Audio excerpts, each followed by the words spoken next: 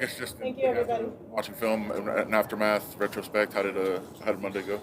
Yeah, I mean, it didn't look as bad as we felt out there. Again, it goes down to execution. It goes down to eliminating the negative plays, the self penalties, whether that's pre-snap or post-snap. That's this has kind of been a thing all year. Let me say why I've been here.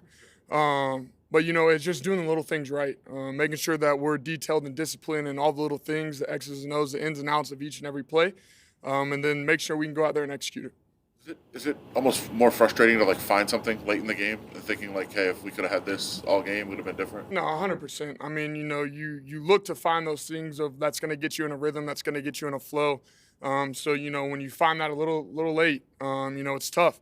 You wish you can go back and do some things, but that's life. Some things you only get one chance at, you only get one shot at. So when that opportunity comes, you got to be able to take advantage of it. Is there any point in your career that you can equate to what you're going through? Kind of not that you're going through, but that you're experiencing this year in terms of not knowing if you're going to. No, yeah, 100%. I mean, this is definitely a first for me in my lifetime. Spent all 4 years in high school at the same place, spent all 5 years in college at the same place, and then it's just been a whirlwind. But no, this experience has been great for me, both mentally and physically. It's just exciting for the future, obviously, for this team. For everyone, just to be able to grow, to learn from the mistakes that we made and be able to get better. Sure, there's somebody in your life, an agent, a former player, or a player that tells you, hey, this is a business, and you're going to probably realize that sooner rather than later. But is that something that just kind of goes along with this business? Yeah, that's something that you don't really think about till time comes. Like we say, every single day we come in here and we work our butts off to be the best player we can be, not only for that week but for that day individually. And like I said, you can only control what you can control. If you control your attitude, your effort every single day to come in to work hard, everything else should take care of itself. In your time here, what have you seen as far as the team turning the page after every loss every week, kind of get ready for that next game? There's nothing that's hanging around. We usually put that stuff to rest, whether it's Monday after the game. Then in this case, I came in yesterday and today, putting it to rest. But it's a team that fights, a team that doesn't give up. I'm not going to say I've been on a team, obviously, because I've only been on 3, but, you hear about it of, as soon as they figure out they're out of the playoffs, either teams tank or teams give up or, whatever it is. That's not this team. We've just found ourselves in unforeseen circumstances that, we haven't been able to come out with the W each and every week. But what doesn't change is the work ethic coming in the next day, the work ethic coming in throughout the week of, preparing to go out there and win another game, preparing to go out there and play your best football. And, that's what this team does really well is just come back, show up, ready to work. Are those traits that can transfer, like that you can move forward with if you're looking for something positive or something encouraging to build onto the future? Yeah, I mean, those are obviously all positive traits. You never want to focus on negative traits, only the positive. And you just try to, we always say it, bring someone else with you. If you're working on something, have someone else work on something with you. Whatever it is, mentally or physically, whether it's on the field or in the classroom, don't just do it by yourself. Bring someone else with you, and that's not only going to help you, but help the team as well. It seems like from afar, I mean, I don't know the details, I guess, but you and Aidan have a pretty good relationship. How important is that for right now where it's like somebody's hurt, you don't know who's going to play, like this kind of back and forth situation? How important is it to have a good relationship? Yeah, that's huge. Throughout high school and college and in the pros, I've been in competition quarterback rooms. And, one of my high school coaches, Dave Nuremberg, he once told us, that the competition brings out the best in everyone, and you got to have healthy competition. That's how I felt like I've been throughout my whole life. I've never made it to where, we were going to walk into work every single day and, you have a disdain or a dislike for the person that you got to sit across from every single week. So I've made it, my pride to just go in there every single day, and it doesn't matter who it is, to be friends with, because I know at the end of the day, he's got my back and I got his. So, we just want to work as one because, like I said, if I'm helping him, he's helping me. That means we're making each other better and helping the team. You spoke on getting one shot to prove yourself, but what would it mean to you to get another opportunity to be able to maybe write some of the things that you did that you want to perfect as an athlete? Yeah, I mean, obviously we know this game isn't going to be perfect. We obviously strive for perfection. For me, it's just going out there and just, making the little things easy. Just going out there, just completing some of those passes, just being able to, like we said, get in the rhythm, get things going early, put points on the board. I don't know what the exact first half stats were. I know on both sides of the ball or both sides of the offense for both teams, it wasn't very well. But, when I look at my success, it's not necessarily what I do individually, but what we may do as an offense. And that doesn't even mean, ending in a touchdown, but and that 3rd and 6 on the -45, not taking a sack to, get you out of range or whatever it may be, but, just throwing the ball away on that 3rd and 6 to let AJ go be able to pin him within the 5. So it's little things like that where, it's not necessarily individually, but as a team, we just want to be better at. Desmond, what do you think maybe has to happen to get Jacoby Myers more involved coming up? You guys weren't able to really target him until later in the game around the 3rd quarter. What were the Falcons kind of doing to do that to Jacoby? Yeah, I mean, like we said, I think the Falcons pretty much played their game. They didn't go double Jacoby or anything like that. Like I said after the game, our focus and main thing was, we wanted to set the tone with the run game. We want to get the run game going, set the tone with that, and that was something that we struggled with a little bit. Obviously, then we got into the passing game there into the 3rd and 4th quarter, being down, figuring that we have to. And, we're able to find them, getting them the ball, a couple things. But no, Scott does a great job of being able to scheme things up, getting Jacoby the ball. And then he does a great job by himself just getting open and finishing with catches. The one late in the game where he I think it was 31, punched it out right there at the end. The ball's here. If the ball's 6 inches outside, Jacoby probably comes down with it. So those are the little things that I look back on is that, I could have done that better. I could have got the ball 6 inches outside, even though it looked like it hit him straight in the face. But on the out route, we went outside instead of on the body. You know what I mean? So it's little things like that where that takes a catch away from Kobe. What have you thought of Amir Abdullah lately? You guys found a connection there late in the game, got the touchdown, and he's been playing well the last couple. Yeah, Amir's one of those guys, like I said, who comes in and works every single day. I think he's in year 10, I want to say it is. But, no, he came up to us a couple weeks ago in the team meeting, kind of offensive unit, whatever it was, and, he just gave us a message of, you never know when it's going to be your last one. You can't ever take anything for granted. And, he was kind of out. Make him feel, but he's one of those old head moments right there of just don't take anything for granted. And every time he steps on that field, he plays every play as if it's his last. And you see that out there on Sunday. You see that out there throughout the week. The mental preparation, the physical preparation. He's one of the best. Desmond, there hasn't been many times this year where the team actually had a chance late in the game to actually go win. What was the mood in the huddle? I don't know about that. I don't know if we can say that. I mean, yeah.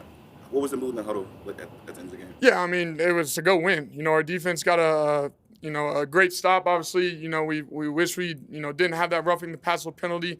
That's up in the air and everything. But no, our defense gave us an opportunity to be able to go out there and win the game.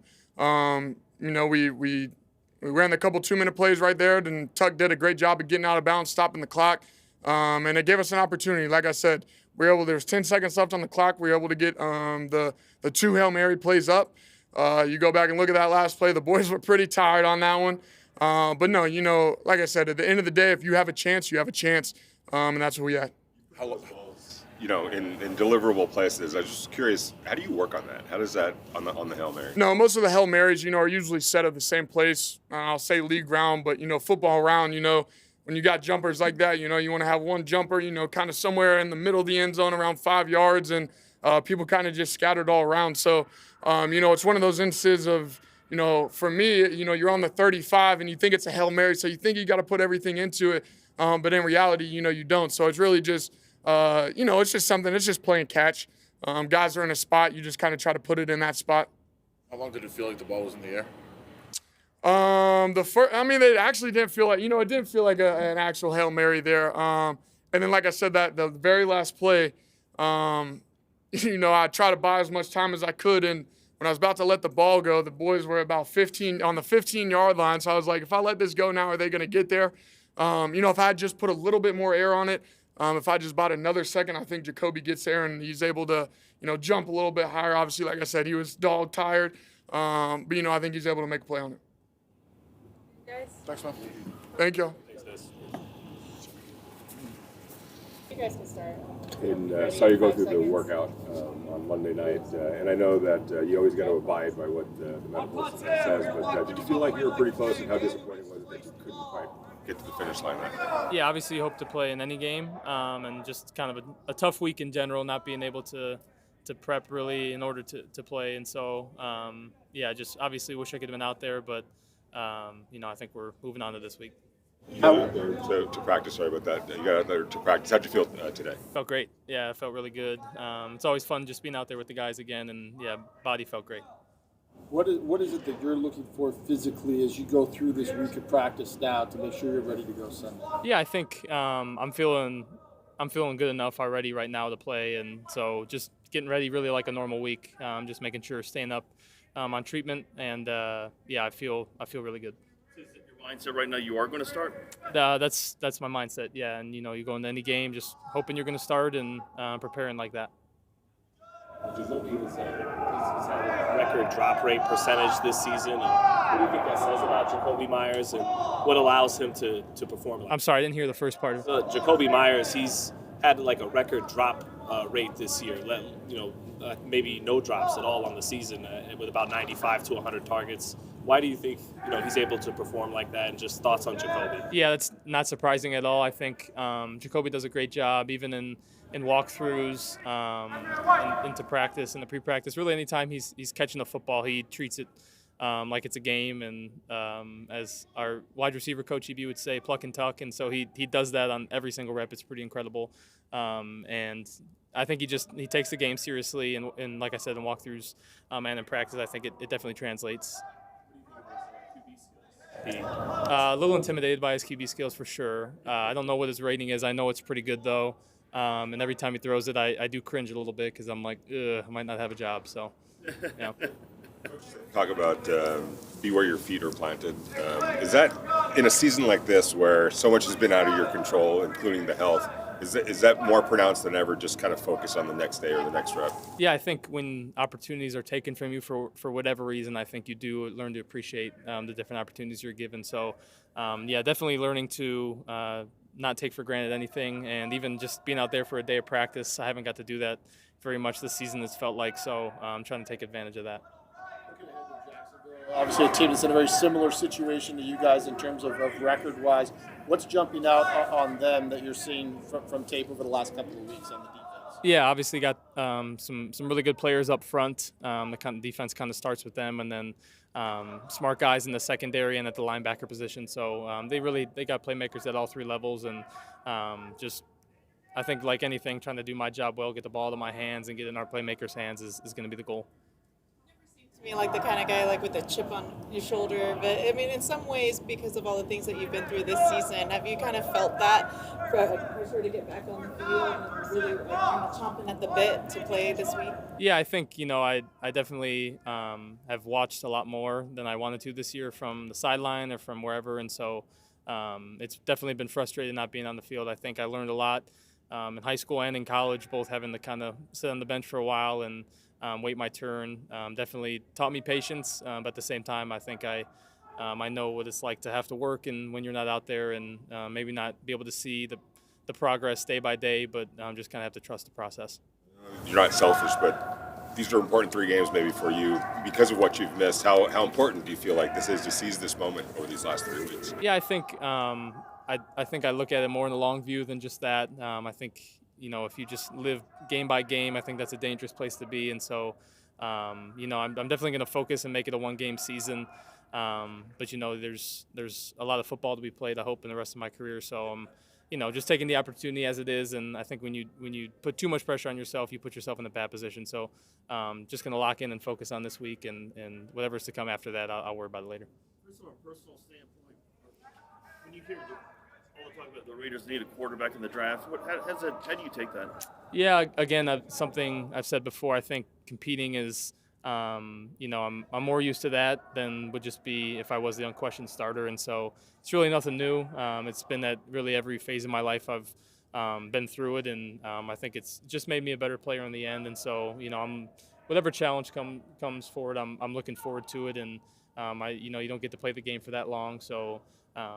You might as well take any challenges you can head on and run with it. What was that Desmond said earlier that Amir kind of gave us a couple weeks ago about any game could be your last, and go out there in every single game. I mean, you guys understand that already, but when you guys say things like that, how much does that resonate in the locker room? Yeah, I think it means a lot coming from players, and I think obviously Amir is in year 10, and he's just doing an awesome job. And I think for Amir, his work and his play on the field is really how he does a great job of leading us, and also just a great personality, great locker room guy. But Amir does a great job. Really, he's been through a lot of different systems, been in a lot of organizations that, he's able to see things, I think, in a more mature way than a lot of others.